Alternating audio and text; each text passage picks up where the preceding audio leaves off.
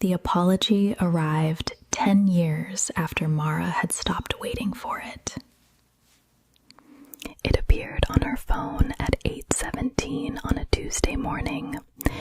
3 words. I was wrong. Mara stared at the screen. Then she looked at the name above the message. Daniel. Daniel had been dead for 6 months. She read the message again. I was wrong. She should have felt angry. Instead, she felt something much stranger. Because for 10 years, Mara had imagined hundreds of versions of Daniel coming back. In some, he knocked on her door. In others, he called. Sometimes, in her dreams, he simply stood across a train station and looked at her. But she had never imagined this, a message from a dead man, and suddenly 3 questions arrived at once. Who had sent it? Why had it arrived 6 months after Daniel's death? And what exactly had Daniel been wrong about? Mara didn't know it yet, but the answer to the last question would force her to reconsider the first 10 years of her life without him. To understand the message, you have to understand the morning Daniel disappeared. It was a Thursday in November. Rain covered the kitchen window. Mara was 26. Daniel was sitting across from her at their small wooden table, staring at his coffee. He hadn't touched it. You're doing it again, Mara said. Daniel looked up. Doing what? Staring at me. A smile appeared on his face. Maybe I like looking at you. That's suspicious. He laughed, but the laugh didn't reach his eyes. Mara didn't notice, not then. She was too busy searching for her keys. Before she left for work, Daniel asked her a question. Do you think people can forgive something they don't understand? Mara paused at the door. Depends what you did. Daniel looked down at his coffee. That's what I'm afraid of. She thought he was being strange. She thought he was tired. She thought she would ask him about it that evening, but that evening never came. When Mara returned home, Daniel was gone. His suitcase was missing. His passport was missing. Several clothes were gone from the wardrobe, and on the kitchen table sat a train ticket. London to Edinburgh, one way. Mara stood over it for several minutes. She didn't cry. Not yet. She simply couldn't understand. Then she called him. No answer. Again, nothing. By midnight, she had called 43 times. Daniel never picked up. 3 weeks passed. Then one evening, her phone rang. Mara answered immediately. Daniel. Silence, then his voice. Mara. Her heart stopped. I just wanted to tell you, the recording ended. 7 seconds, that was all he left her. 7 seconds of his voice. One unfinished sentence. And 10 years of silence. Mara saved the voicemail. She told herself she kept it because one day she might understand what he had been trying to say. But she was wrong. The voicemail wasn't the only thing Daniel had left behind, and she wouldn't discover the second thing until years later. Hellingrove. For the first year, Mara waited for Daniel to return. She didn't tell anyone. She simply lived as if his disappearance were temporary. She kept his side of the wardrobe empty. She left his favorite mug in the cupboard. She sometimes bought his favorite cereal at the supermarket before remembering. Then she would stand in the aisle, holding the box, wondering when exactly a person stopped being part of your life. By Christmas, she stopped expecting him to come home. By spring, she stopped checking the window when a car slowed outside, but she never threw away the train ticket. She placed it inside a small wooden box, the ticket, the photograph. The voicemail, 3 pieces of a story she couldn't finish. Then life continued. Mara moved apartments. She changed jobs. She made new friends. She learned how to laugh without feeling guilty. But every year, on the same day Daniel disappeared, she listened to the voicemail. Just once, always once, until 7 years had passed. Then, one afternoon, something in the background changed everything. Mara was cleaning her apartment when she played the recording. She had heard Daniel's voice hundreds of times, but that day she noticed something beneath it, a sound, faint, almost impossible to hear.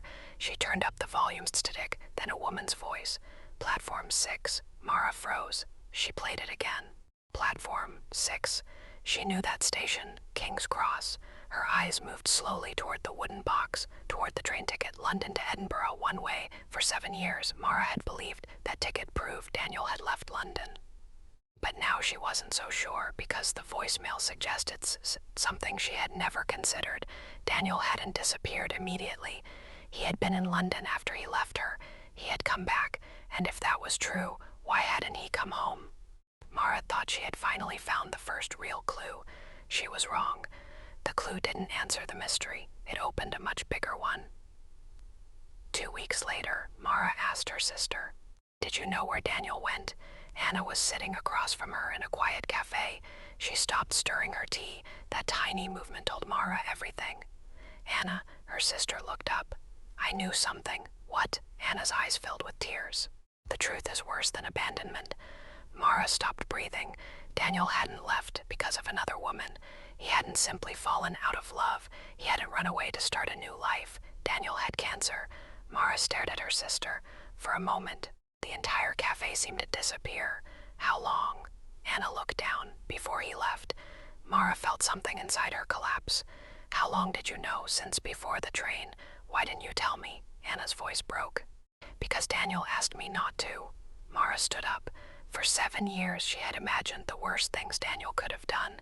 Now she discovered something worse. He had been dying, and she hadn't even known. But then Anna said something that changed the meaning of everything. He wasn't dying when he left. Mara turned. "What?" Anna wiped her face. His treatment had already started. Mara stared at her. "Then why did he leave?" Anna hesitated. And that hesitation hurt more than the answer. "Because he thought you would stay." Mara almost laughed. It was a quiet, broken sound. "Of course I would have stayed. I know, no, you don't understand." Mara's voice shook. "I loved him."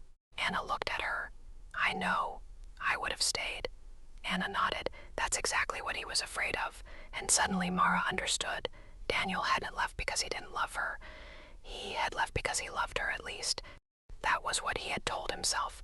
But what Mara discovered next would make that explanation much harder to accept. Daniel had survived. The first treatment worked, then another, then another. His cancer went into remission. He could have come home. He could have called Mara. He could have told her everything.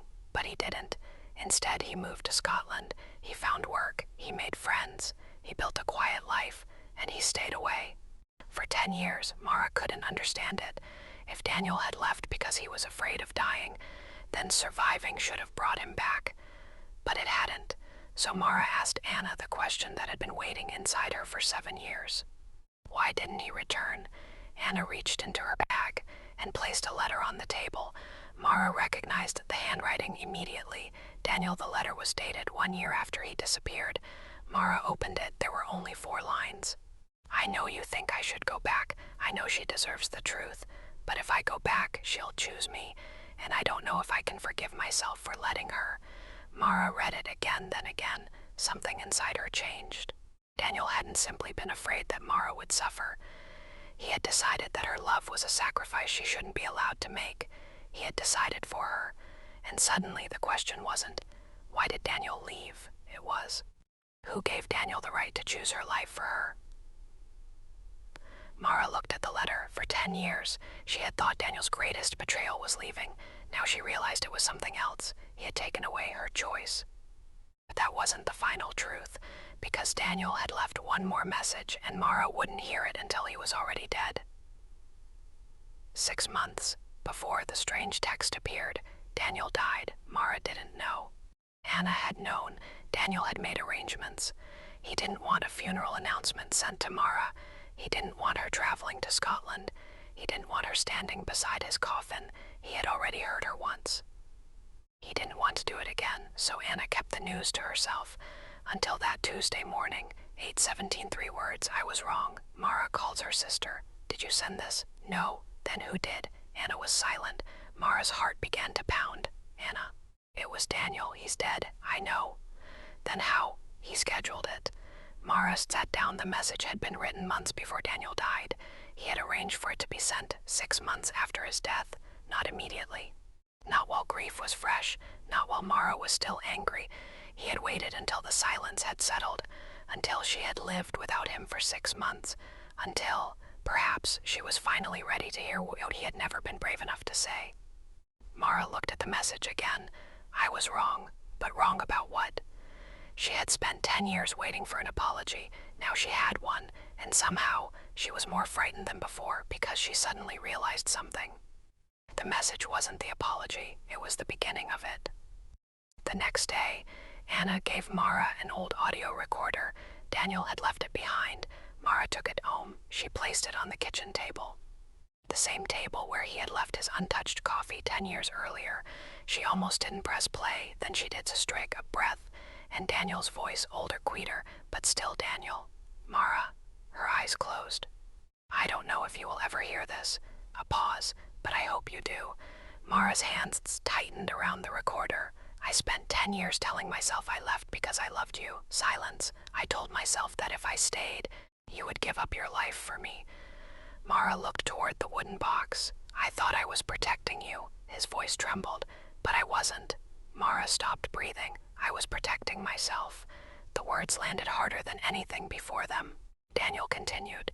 I was afraid that if I told you the truth, you would stay, and if you stayed, I would have to watch you suffer. A long silence. So I made you suffer without me instead. Mara covered her mouth. There it was. The truth she had spent 10 years searching for. Daniel hadn't left because he stopped loving her. He hadn't left because he wanted a different life. He hadn't even left because he was afraid of dying. He left because he was afraid of being loved by someone who would choose to stay, and he made that choice for her. Daniel's voice became quieter. I thought I was saving you. A breath, but you were never mine to save. Mara began to cry. Then Daniel said the words she had waited 10 years to hear. I'm sorry. A pause. Not because I left. Another breath, because I didn't trust you to choose for yourself. Mara closed her eyes. The apology had finally arrived. 10 years too late, but it had finally found the wound, and for the first time Mara understood what she had really been waiting for. Not for Daniel to come back, not even for him to say he loved her. She had been waiting for him to admit that her love had been hers to give. The recording continued. I can't give you back the years. I can't undo what I did, but I hope one day you stop waiting for me to finish this story. A long pause. Then, because it belongs to you now, the recording ended. Mara sat in silence. For 10 years she had believed the unfinished voicemail was the story. Now she understood. It had never been the story, it had been the question. And Daniel's final message was the answer. The next morning, Mara went to King's Cross. She carried the wooden box. Inside was the train ticket, the old photograph, Daniel's letter. She also carried her phone. She sat beneath the station clock. People hurried around her. Suitcases rolled across the floor. Trains arrived. Trains departed. Mara thought about how strange it was. She had spent 10 years waiting for a man to come back, only to discover that what she had really wanted was an explanation. She opened her phone. She played the 7-second voicemail one final time. Mara, then silence. For 10 years, that silence had sounded like abandonment. Now it sounded different. It sounded like the end of a sentence. Mara pressed delete. Her thumb stayed on the screen. Then she confirmed. The voicemail was gone. She didn't throw away the train ticket. She didn't burn the letter. She didn't need to destroy the past to move beyond it. She simply stopped carrying it everywhere. Before leaving, Mara opened the wooden box. For 10 years, she had kept the lid closed. That morning, she left it open. And perhaps that was the beginning. Not forgiveness, not forgetting, just acceptance, because sometimes the apology we wait for doesn't arrive in time to repair what was broken. Sometimes it comes after the person who owes it is gone. And sometimes it arrives so late that we discover something unexpected. We no longer needed to change the past. We only needed to understand the past. Mara never answered Daniel's message. She didn't need to. Her answer was the life she built afterward, a life Daniel had once been so afraid she would lose. Years later, someone asked Mara if she regretted loving him. She thought about the wooden box, the train ticket, the unfinished voicemail, the apology that came 10 years too late. Then she smiled. No, she said, I only regret that we were both too afraid to let love be honest. The person asking didn't understand, so Mara explained. Sometimes people leave because they think they're protecting us. She looked toward the window, but they forget something. What? Mara smiled gently. Love isn't protection, it is trust. And perhaps that is the hardest truth about the people who leave us. We don't always get the goodbye we deserved. We don't always get the explanation when we need it. We don't always receive the apology. While there is still time to change what happened, but healing doesn't always begin when someone finally says they're sorry. Sometimes it begins when you realize their apology is no longer powerful enough to decide what happens next. Mara had waited 10 years for Daniel to finish his sentence. In the end, he did. But the final words weren't his, they were hers. I choose my life. So she did. And somewhere far away, a train moved through the morning, quickly, briefly, carrying strangers toward places they had never seen. Mara watched it disappear. Then she turned away from the tracks and walked home.